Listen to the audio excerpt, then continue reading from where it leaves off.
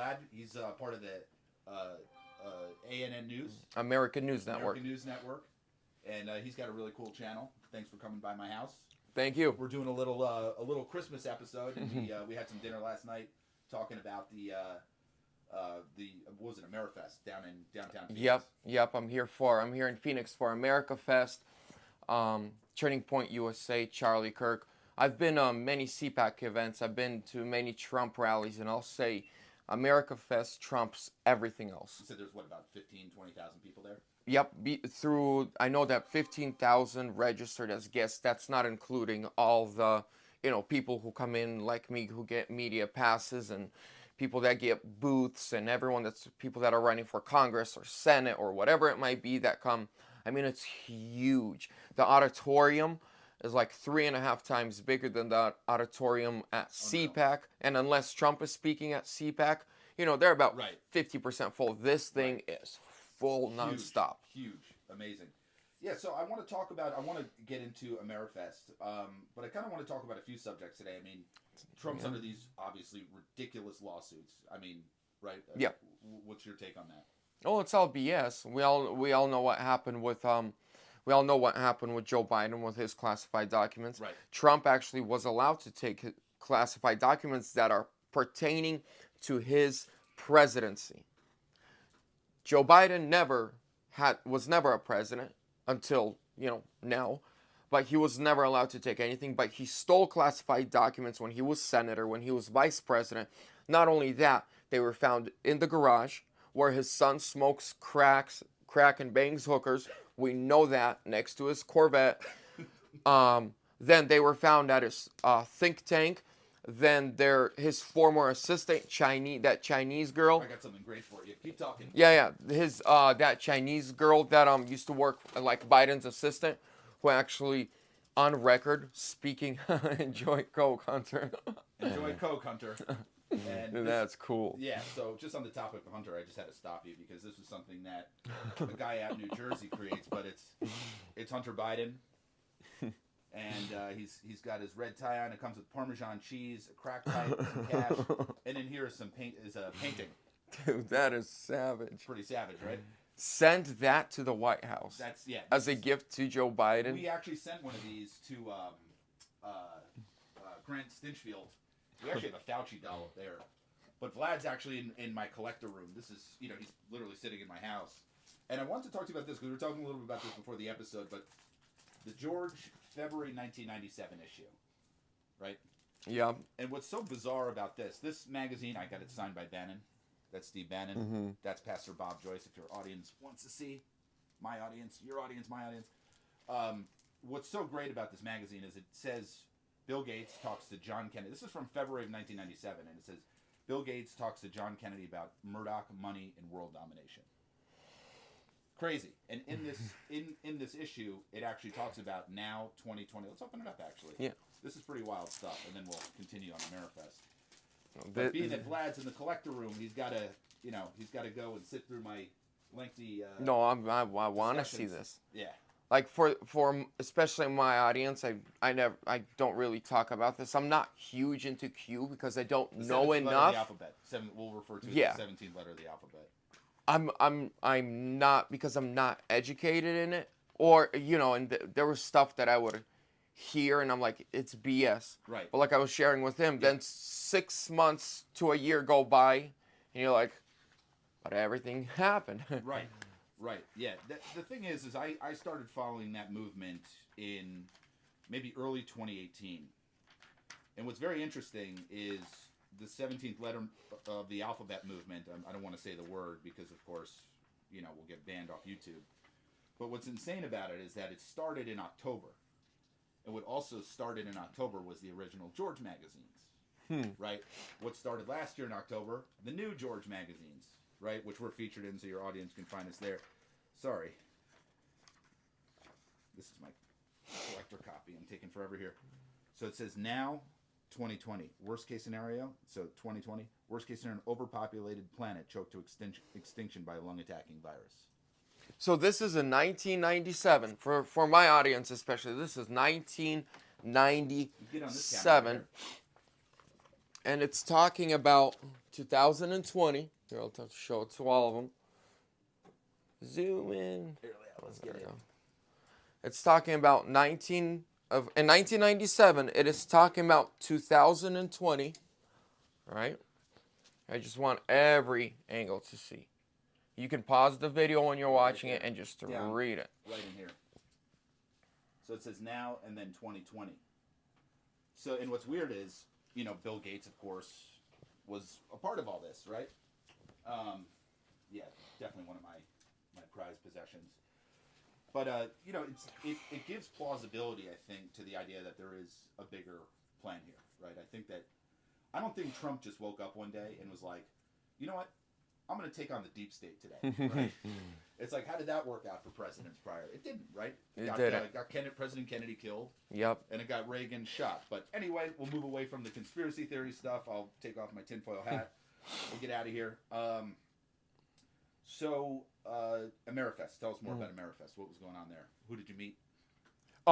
Dude, a lot of people. But the thing that impacted me the most, genuinely, was the new China, what are they called? The new China federal government, right? So all these people, they fled China. CCP is looking for them. Right.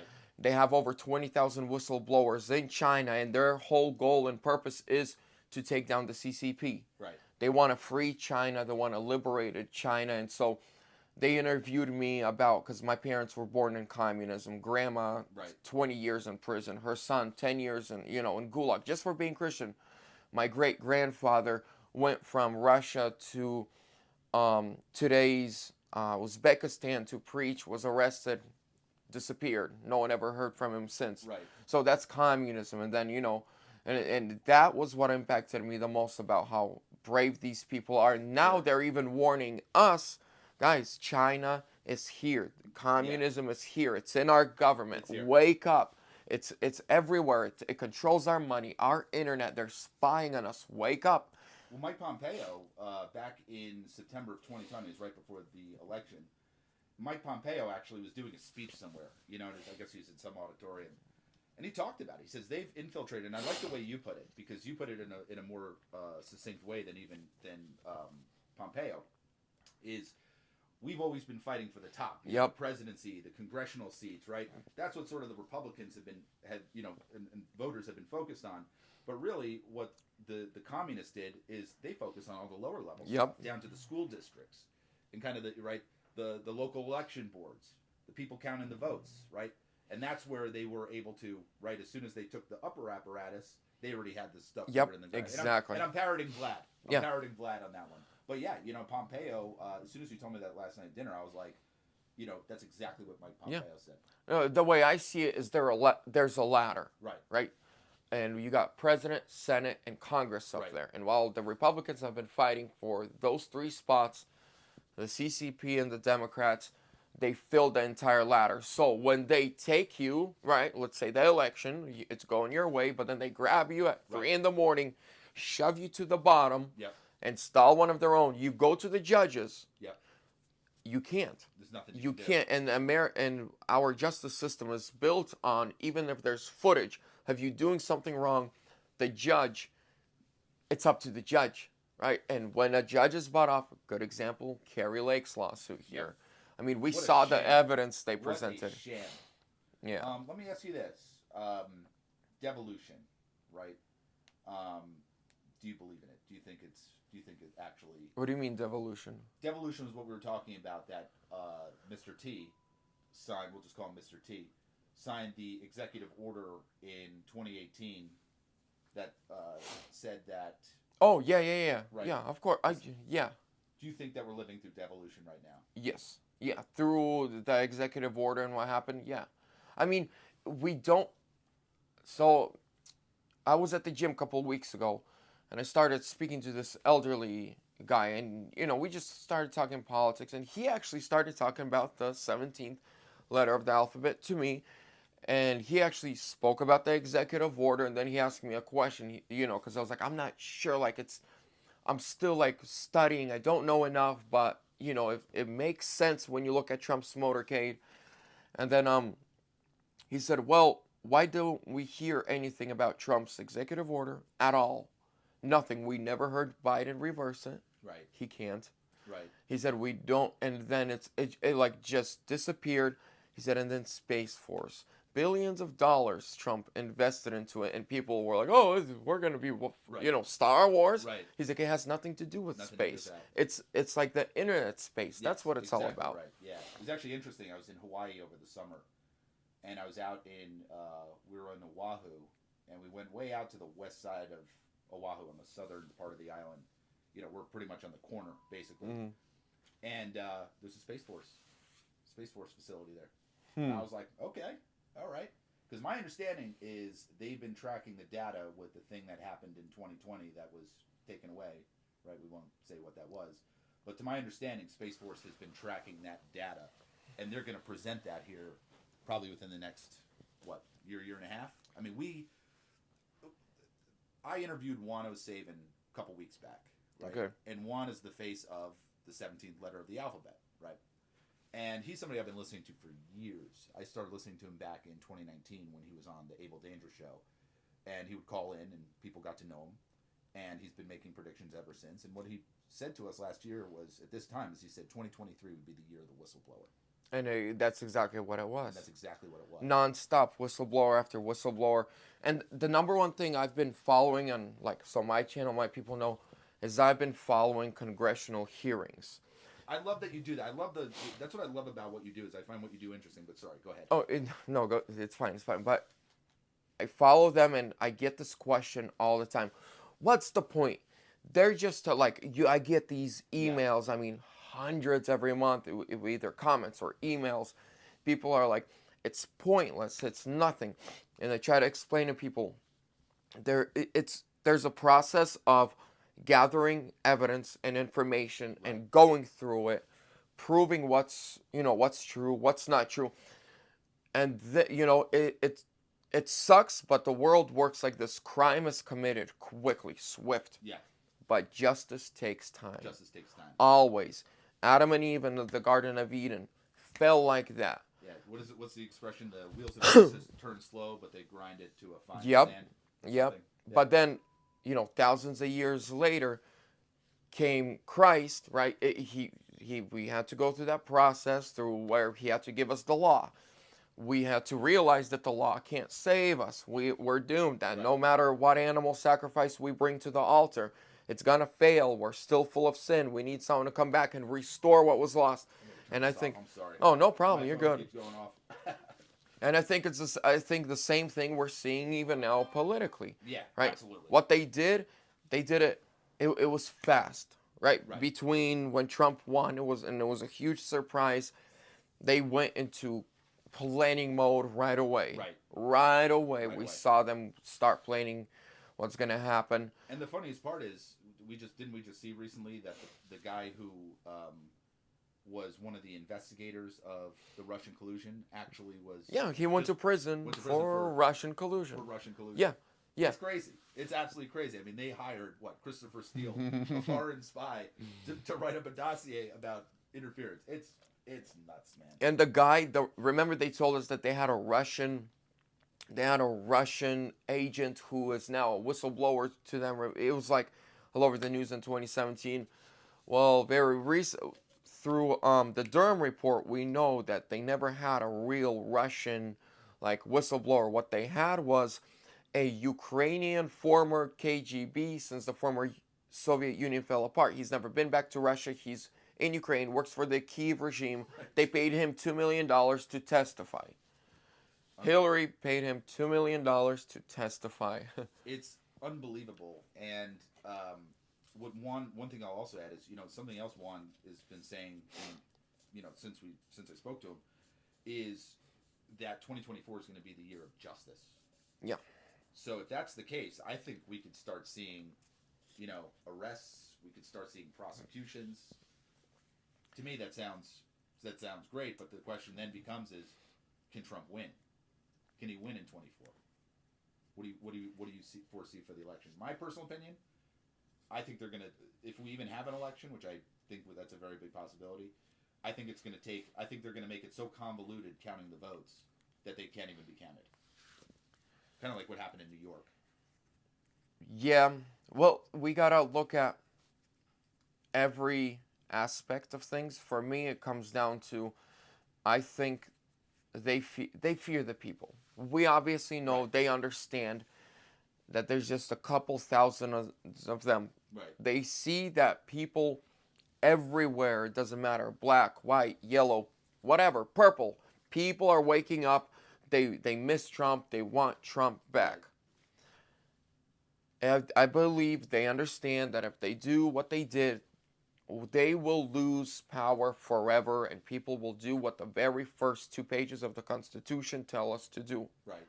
Right? Before it goes into the Constitution, before it goes into telling us, no, these are your rights. This is how America is supposed to respect your rights and the government's supposed to run. The very first thing it says, the government is ran by we the people. Right. And if the government ever becomes tyrannical, you the people, you fix the problem. Yeah. You restore you order. Get rid of the government, you start a new one. So they understand that. I think that on election night, things are gonna be just like in 2020. But the numbers of people that are gonna come out and vote, they're gonna see there's no way, there's nothing. And I gotta kind of throw shade at the Republicans. We are so stupid. We don't know what's gonna happen after Trump. Yeah. We don't have another guy in the making.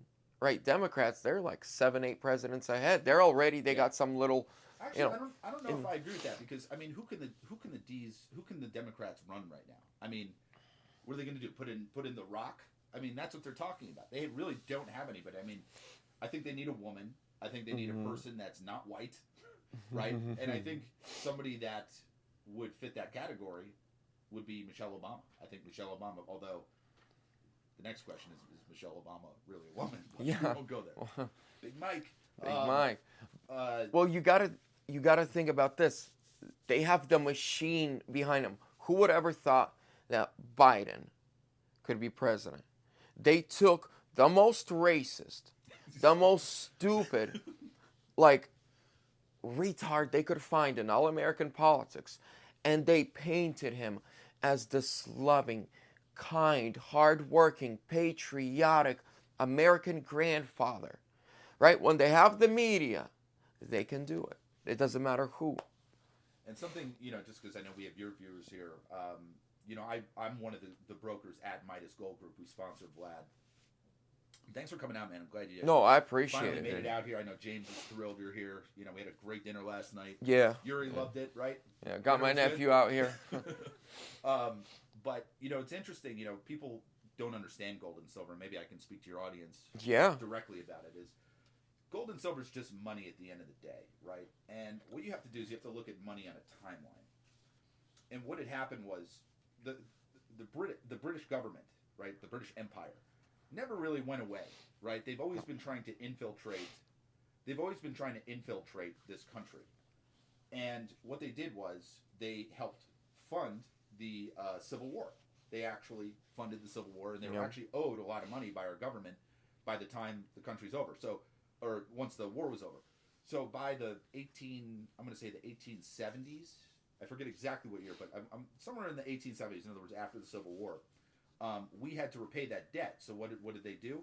They turned the United States into a corporation, right? That's when they turned the United States into a corporation. And then what happened in 1913? They created the Federal Reserve, had total control over money system. If you look at your money, it's a Federal Reserve note. And then what did they do? They phased out gold and silver as money. They phased out gold by 1933, right? You couldn't own it from 1933 to 1975. And then in the 60s, they phased out silver by killing Kennedy in 63, who did the silver executive order. That never took effect. And then by 1964, that was the last year of silver coinage, right? The half dollars were 40% until 1970, and then 1971, we had fully clad money.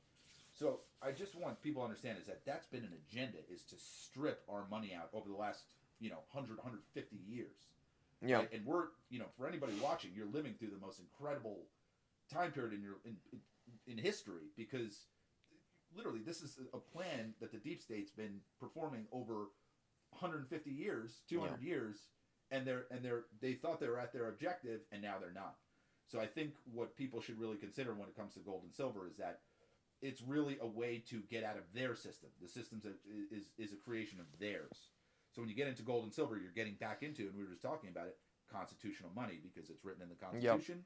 Gold and silver, coins specifically. Yeah. So if your audience calls, things I like to show people is things like gold eagles, silver eagles. You know, if you want bars and, you know, gold bars or silver bars, absolutely. But I do think the component of constitutional money is going to be huge. But I just wanted to give Midas a plug. Yeah, no, I've shared this with even my audience, and even to Yuri. Like the Federal Reserve has nothing to do with the federal government. Correct. It's a private. It is owned by people who live in London, bankers. Correct. Who live in London, right? And so the Titanic, dude. When I read about like the whole Titanic story, everything, oh my goodness. It's more than the story about Jack and Rose. Yeah, yeah. A lot of bankers, disappeared. Yep. J.P. Morgan told guys like DuPont and a lot of the billionaires at the time, the big business titans. He said, "Hey, I'll meet you on the Titanic. We'll go sail back together." And boom. And it's argued that it was actually the sister ship of the Titanic. Yep. Right. That's what I heard. You can look into the whole insurance money, all exactly, that. Yep. Insurance money. You can look into that on your own, but it is fascinating stuff. And the more you look into stuff like this, you look around, and like I even say this sometimes at our family gatherings, and I say the whole system was rigged. Since we're in the collector room, let's give Juan a plug, because I'm thinking maybe we could even get Juan on at some point again. But this is I'll give Juan a plug here. Jennifer Mack, thejennifermack.com. She's a sweetheart. I have no affiliation with her or any business dealings, but this is Juan's book, Kid by the Side of the Road. And I'll read an excerpt for you, because you actually live in Washington. Is it okay if I read a go quick ahead. excerpt? And I've pointed this out before, but I'd love your viewers to really check out this book, because, this talks about the Titanic, right? The Titanic was swapped with the Olympic while they were parked beside each other in dry dock. Why would they do that? Well, the Olympic was the first of two ships to be built, making it more advanced in its construction timetable, and during the testing phase, the Olympic hit a British military ship coming out through a clearing as it left the harbor. That collision put a gash the length of a football field on the starboard side of the Olympic's forward bow. This Titanic sister was taken to a shipyard and repaired, but the work done wasn't using the highest quality steel. In fact, they used cheap pig iron that's much more fragile and, of course, buckles easily relative to the steel that should have been used. So that pig iron on this huge gash right at the waterline made it a fragile ship. So you can read all about the Titanic stuff. I mean, Juan covers this. He goes into everything, but there's one part. I want to find it. It's over here. This is the page. The coronavirus, the thing that happened. The modern flu. Yeah, the modern flu has been just another plot. It was a plan. What are these numbers that keep coming up, like 311 and 113? Dates they target to deliver parts of their plans? Tom Hanks announced that he had the, modern flu on 3/11, which is March 11th, 2020. What's the relevance? Numbers like 311, 113, and 33 are inside signals. They are secret handshakes for the bank job they're pulling off. What were they planning for last year on 113, which would be 11/3, November 3rd, 2019? Mm-hmm. This book was written in 2020. They were going to take out Seattle with a nuclear bomb while portraying it as having come from a North Korean sub. Imagine the general public knew this stuff. So this is kind of the stuff that I, follow and enjoy. I'm a little bit more on the conspiracy theory side than you. No, but I mean, look at Alex Jones. He was supposed to be this crazy guy, nothing but conspiracy theorist. 90% of the stuff he said came to pass. And even right now, the reason, like, me and him got to fly out in a few hours, the reason we don't have to wear a mask is because a whistleblower came to the war room, right, to all of them and said, hey, guys, they want to put us, and someone who works for, like, Delta, and said masks by October of this year. And because so many people already said it, started talking about it, they backed up. Right. Yeah, I mean, I got banned from using Uber because I was living in California at the time, and I refused to put I never got into the Uber and wore a mask. Right, I just didn't do it. And 3 strikes, you were out. They shut down my account. I went on United Airlines. I fell asleep, and I was wearing a mask, but it kept coming under my nose. They kept waking me up. I said, leave me the hell alone. They said, oh, don't get rude to me, sir. I'm like, don't ever, don't wake me up again. They did it like 3 times. And they're like, okay, we'll have police waiting for you on the ground. I'm like, okay, call the police. I don't need it. So I got down there. It wasn't the police, actually, but it was their representatives from the airline. And they're like, yeah, you can't fly United anymore. So you know what? I don't fly United. Yeah. F them. Yeah. F them. And that's what I think everybody should do. I was flying with my family. We were flying to Florida 2 years ago, and we actually had a pretty good experience because our youngest was like 1 at that time, and they tried to get her in a mask. And and the pilot actually, he came out. You could tell he was like on the conservative side because they called him.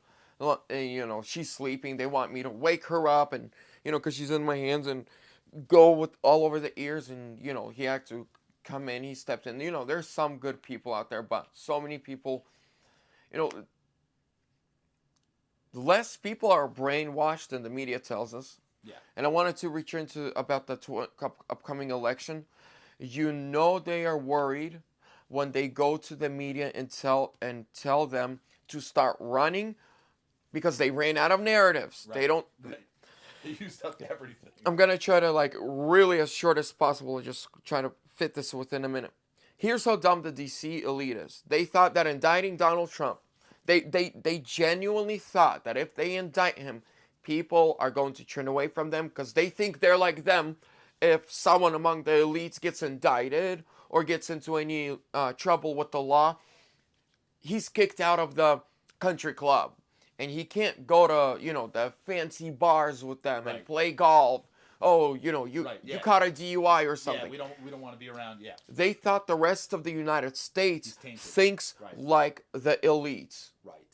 Right. They didn't understand that when they give go out and I was dumb and young once. I got a mugshot. I know so many people who are super successful now. They're in their 30s, they're in their 40s, but when they were in their teens, in their youth, they got a mugshot or two. They did something stupid. Me, I got in a fight. Right. All this just stupid stuff when you're young. And they did it, and then people are like, I can relate to that. I've been through that. And they didn't understand that the United States, your average Joe, not Joe Biden, but blue-collar worker, does not think like the elites. Right. Now, so they had this narrative going, oh, look at him. He's been indicted. He is a criminal. People are like, you are treating him like that, especially the black community. Yeah. They're like, you're telling us, right, you're treating him the way you've been treating us. Just last night, I watched the video of a black American woman in her mid-50s saying, I voted for Hillary and I voted for Biden. Donald Trump, I'm sorry, I'm one of those 7 million that I'm voting for you now. I'm never voting Democrat again. People are waking up. Now turn on the news. That narrative failed. Right. So what are they doing now? Same thing as in 2015. If he wins, he's going to be a dictator. Exactly. He's going to start all these wars. He's going to destroy democracy. And I say good. Yeah, good. Good, because right now we're living in a democracy. What's a democracy? Open borders, failing society, homelessness, drugs, failing dollar, World War III at our doorstep. We're good. Get rid of democracy. Hitler thought he had his way of democracy. There's a video of Joseph Stalin when he rigged his own election, coming out and saying that the Soviet Union has the greatest democracy the world has ever seen. Yeah. Democracy can be bent. Democracy can be changed to your own preference, but a constitutional republic is set in stone. It'll be very interesting to see what happens. I mean, I'm praying that Juan O'Savin is correct in his predictions, but before we wrap up, I just want to ask you where can people find you? What can American News Network on YouTube. And what are you doing? Any upcoming events? You just came here for obviously Amerifest. What do you have coming up? I'm planning starting February. Try to hit as many Trump rallies as I can. I know if Trump's going to be back in this area and then CPAC. So, got a couple interviews coming up. Hopefully you grab your girlfriend and come out to Spokane, man. Would love to, dude. Man. And then my final question is, if you were to buy gold and silver, what company would you buy it from? Midas Gold Group. I'm just messing with you. Midas Gold Group mentioned Vlad. Just kidding. I had to be corny. But yeah, that's awesome. Thank you guys so much for tuning in, and we'll see you next time. Boom. Boom. Perfect. I just saw that camera go out, so we may need to rip some footage from you.